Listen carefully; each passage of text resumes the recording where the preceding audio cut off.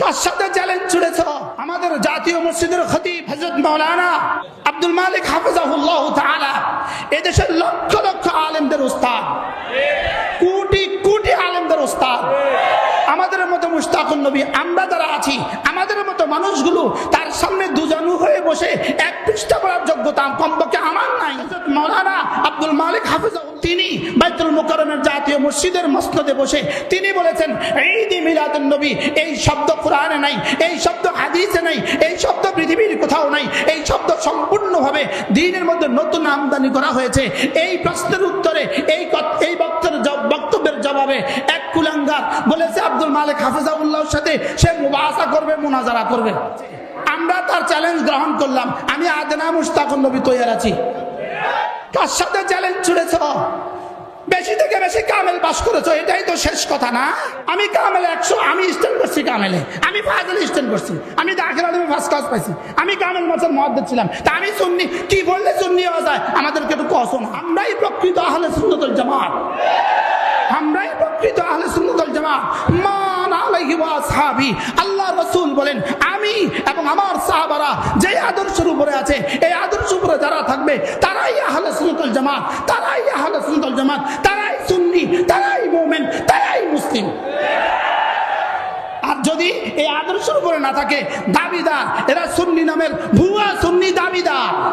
রবিউল আউয়াল মাস এটা খুশির মাস, পুরো মাস খুশির মাস। 12 তারিখ, বিশেষ করে 12 তারিখ এটা কোনোভাবেই খুশির দিন নয়, এটা শুধুই সুখের দিন। তো নবীজির জন্মে আমরা খুশি না বেজার, লেকিন নবীজির ওফাতে আমরা শোকাহত। তো শোকাহতের দিনটাকে উম্মতের সবচেয়ে বড় শোকের দিন হওয়া উচিত ছিল 12 রবিউল আউয়াল। এটা ইসলাম হইতে পারে না। ইসলাম হয় কিভাবে? আমার নবীর ওফাত দিবসে নাচে কিভাবে? আমার নবীর ওফাত দিবসে লাইটিং করে কিভাবে? আমার নবীর ওফাত দিবসে সেন্নি ফাঁকায় কিভাবে? আমার নবীর ওফাত দিবসে মিছিল করে কিভাবে? হায় 12 রবিউল আউয়ালে নবীজির ওফাত হয়ে গেছে। 12 রবিউল আউয়ালে হযরত আয়েশা কাঁদতে থাকছেন, হযরত সিদ্দিক আকবর কাঁদছেন। 12 রবিউল আউয়ালে সিদ্দিক আকবর কাঁদছেন, হযরত ফারুক আযম কাঁদছেন, হযরত ওসমান কাঁদছেন, হযরত আলী কাঁদছেন, হযরত ফাতেমা কাঁদছেন, হযরত আয়েশা কাঁদছেন, সুলাখ সাহাবা কাঁদছেন, সুলাখ তাবিঈরা কাঁদছেন, সুলাখ তাবিঈরা কাঁদছেন। আজকের ওই শোকের দিনকে যারা ঈদ বানিয়েছে এরা নিশ্চিতভাবে ইহুদিদের দালাল। জন্মের ভিতরে পর্দা নাই, জিহাদ নাই, তাজকিয়া নাই, দাওয়াত নাই, তাবলীগ নাই, ওফাতের ভিতরে সব আছে। তাইলে এরা জন্ম কেন পালন করে? জন্ম পালন করতে গেলে কোরআন পালন করতে কোরআন বুঝা লাগে না, জন্ম পালন করতে কোরআন মানা লাগে না, জন্ম পালন করতে ঈমান লাগে না, জন্ম পালন করতে নামাজ লাগে না, জন্ম পালন করতে রোজা লাগে না। রাসূলের জন্মের দিবসে কোরআন নাযিল হয়েছে। ওফাতের দিনে কোরআন শরীফ কয় পারা ছিল? জন্মের দিনে নামাজ, জন্মের দিনে রোজা, রাসূলের জন্মের দিনে হজ, রাসূলের জন্মের দিনে যাকাত, রাসূলের জন্মের দিনে জিহাদ, রাসূলের জন্মের দিনে পর্দা। কি ছিল? কিছুই ছিল না।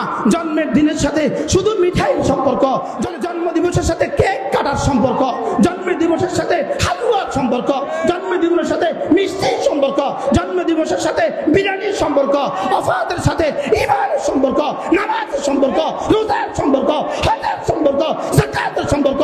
পুরো 23 বছরের নবুয়তের দিনের প্রতিটা নবুয়তের 23 বছরের প্রতিটা রাত আমাদের জন্য শরীয়ত, প্রতিটা দিন আমাদের জন্য শরীয়ত, প্রতিটা সকালবেলা আমাদের জন্য শরীয়ত, প্রতিটা বিকেলবেলা আমাদের জন্য শরীয়ত।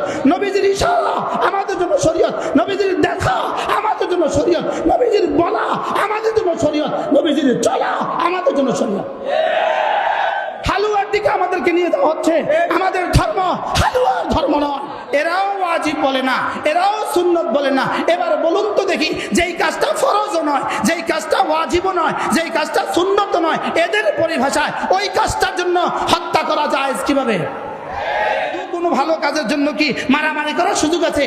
শুধু কোনো ভালো কাজের জন্য কি যুদ্ধ করার সুযোগ আছে? তাহলে হাটাদারিতে 12 রবিউল আউয়ালে 3 জন মানুষ মারা গেল কেন?